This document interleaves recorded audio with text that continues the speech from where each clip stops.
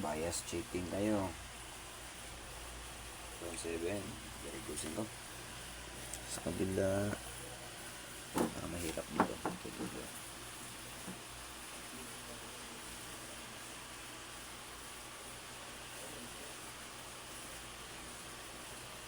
.6 ito na to. 0.7.6. Nagdalawang kamay. Ano to? Ito mga bias ito. Ito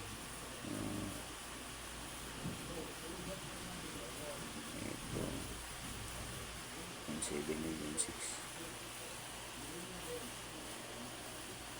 Ito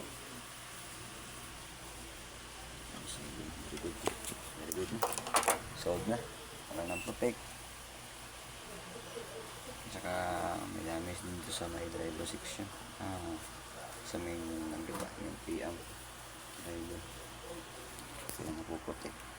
Kasunod din yung mga IR. But anyways, good na.